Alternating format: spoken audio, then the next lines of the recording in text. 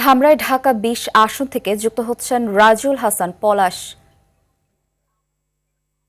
Vote গ্রহণ শেষ, এখন তো গণনা চলছে। সারাদিন ভোটের পরিবেশ কেমন দেখলেন জানাবেন আমাদের।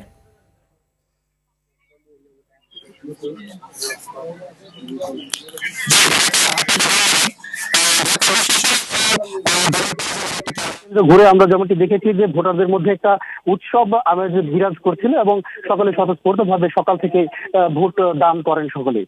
আমরা দেখেছি যে সকাল 7:30 থেকে ভোটারের উপস্থিতি আস্তে আস্তে বাড়তে থাকে, বেলা বাড়ার সাথে সাথে ভোটারের উপস্থিতি বাড়তে থাকে এবং ধামরাই এখানে ঢাকা ২০ যে আসনটি রয়েছে, আসনটিতে 147টি কেন্দ্রে 710টি বুথে ভোট গ্রহণ চলছিল। ভোট গণনা চলছে এখন। আমরা দেখেছি এখানে পর্যাপ্ত পরিমাণ আইন শৃঙ্খলা বাহিনী তারা টহলে ছিলেন। 9 প্লাটুন সেনা সদস্য, 3 প্লাটুন বিজিবি সদস্য এবং পুলিশের প্রায় 25টি স্ট্রাইকিং ফোর্স ছিল।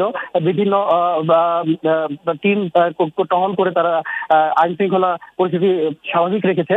এছাড়া ধামরাইতে কোনো বিচ্ছিন্ন ঘটনা আমরা দেখতে পাইনি।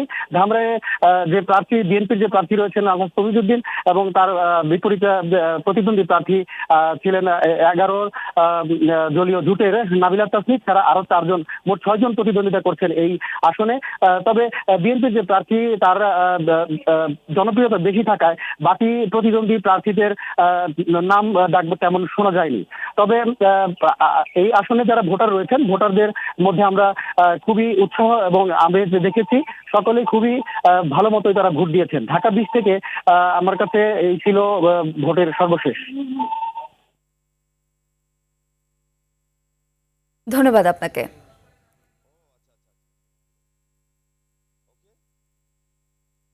নির্বাচনের আরো খবর জানাতে রূপগঞ্জ থেকে সরাসরি যুক্ত হচ্ছেন সহকর্মী SM রুবেল মাহমুদ। রুবেল, ভোট গ্রহণ শেষ, এখন গণনা চলছে আমরা জানি। সার্কিট, আপনার ওখান থেকে সার্বিক অবস্থা আমাদের জানাবেন।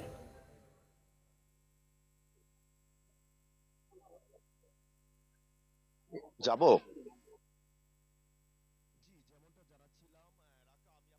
মাধ্যমে যেমনটি জানাতে চাই, আমি এখন দাঁড়িয়ে আছি নারায়ণগঞ্জ 1 আসন, যেটি রূপগঞ্জে। এখানে বর্তমানে যে ভোটার আজকে সারাদিন যে পরিস্থিতিটা ছিল রূপগঞ্জে, এখানে আপনি জানেন যে এখানে 129টি কিন্তু ভোট কেন্দ্র রয়েছে। আর যার ভোট কেন্দ্র 129টির মধ্যে কিন্তু আমরা বিভিন্ন কেন্দ্রে এবং প্রায় তো বেশিরভাগ কেন্দ্রে কিন্তু আমরা যেতে পেরেছি এবং বিভিন্ন ভাবে কিন্তু আমরা দেখেছি যে নির্বিঘ্নে কিন্তু আমরা আজকে একটি ভোট গ্রহণের একটি দৃশ্য দেখলাম।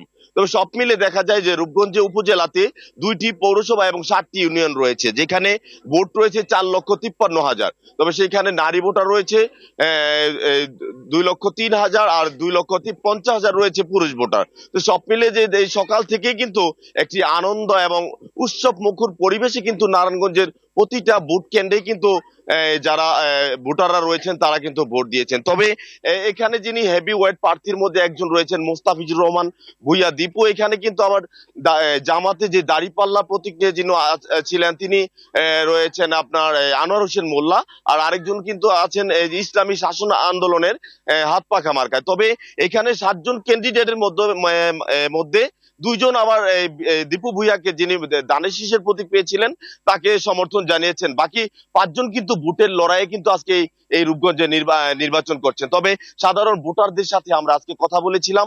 সাধারণ ভোটাররা কিন্তু আমাদেরকে জানিয়েছেন যে আমরা দীর্ঘ বহু বছর পর কিন্তু এমন একটি ভোটের অনুষ্ঠানে আমরা যেতে পেরেছি এবং নির্বিঘ্নে কিন্তু আমরা ভোট দিতে পেরেছি। আমরা প্রায় একটি ঈদের মতো একটি সময় কেটেছে আমাদের, এরকমটাই কিন্তু জানিয়েছেন এলাকার যত ভোটাররা রয়েছেন। তবে দিনব্যাপী কিন্তু ভোট শেষে কিন্তু কিছুক্ষণ আগেই এখানকার ভোট শেষ হয়েছে এবং তারা কিন্তু ভোট গণনার কাজে যারা প্রিজাইডিং অফিসার বা যারা পোলিং অফিসার রয়েছেন তারা কিন্তু সকলেই ভিতরে, বাইরে দিয়ে গেট লাগিয়ে তারা কিন্তু ভিতরে গণনার কাজ চালাচ্ছেন। তবে এই ছিল আমার কাছে নারায়ণগঞ্জের রূপগঞ্জ থেকে সর্বশেষ সংবাদ। রাকা। ধন্যবাদ আপনাকে। নির্বাচনের আরো খবর জানাতে আশুলিয়া ঢাকা 19 থেকে সরাসরি যুক্ত হচ্ছেন সহকর্মী ওমর ফারুক। ভোট গণনা শুরু হয়েছে কিনা জানাবেন আমাদের।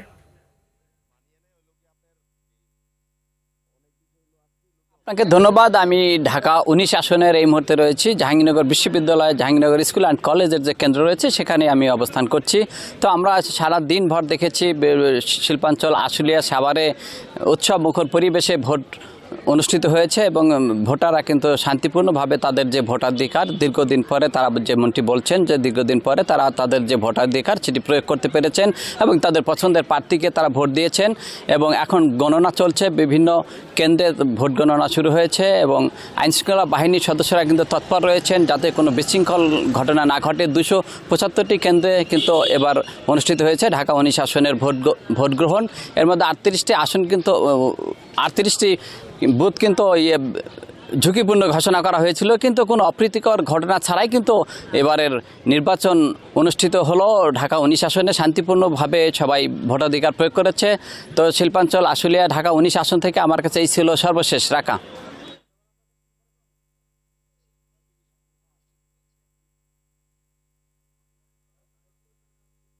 ধন্যবাদ আপনাকে।